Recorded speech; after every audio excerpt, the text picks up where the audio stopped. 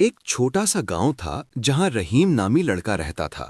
رحیم کا دل بہت نرم تھا اور وہ کسی کا بھی دل نہیں دکھانا چاہتا تھا۔ گاؤں والے اسے ہاں بھائی کہتے تھے کیونکہ اس کے منہ سے نہیں کا لفظ کبھی نہ نکلتا۔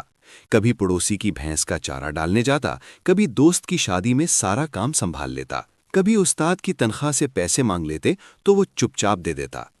اس کی آنکھوں میں تھکن بڑھتی گئی، جسم کمزور ہوتا گیا، مگر زبان پر نہیں کا تالا لگا رہا۔ ایک دن وہ اتنا تھک گیا کہ کھیت میں بیٹھ کر رو پڑا۔ اس وقت اس کے دل میں ایک آواز گونجی، اپنی زندگی کو بچاؤ ورنہ سب تمہیں کھا جائیں گے۔ اگلے دن گاؤں میں ایک امیر زمیندار آیا۔ اس نے رحیم کو بلایا اور کہا کہ میری بیٹی کی شادی ہے، تم 3 دن تک سارا کام سنبھالو، مزدوری نہیں دوں گا، بس تمہارا فرض ہے۔ پہلی بار رحیم نے سر اٹھایا اور آہستہ مگر پختہ لہجے میں کہا، نہیں، اب نہیں۔ زمیندار حیران رہ گیا، غصہ آیا، مگر رحیم نے آنکھیں نہیں جھکائیں۔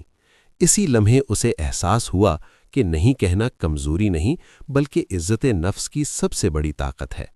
گاؤں والوں نے پہلے حیرت سے دیکھا، پھر سر ہلانے لگے۔ رحیم نے اس دن سے اپنی زندگی کے دروازوں پر تالا لگانا سیکھ لیا، صرف وہی اندر آنے دیتا جو اس کے دل اور وقت کے لائق ہوتے۔ اب جب کوئی اس سے کچھ مانگتا تو وہ مسکرا کر کہتا، معاف کرنا، یہ میرے بس کی بات نہیں۔ اس کی آواز میں اب خوف نہیں، وقار تھا۔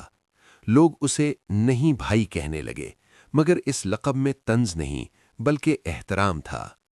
رحیم سمجھ گیا تھا کہ جو شخص نہیں کہہ سکتا، وہ اپنی زندگی کسی اور کے ہاتھوں میں دے دیتا ہے۔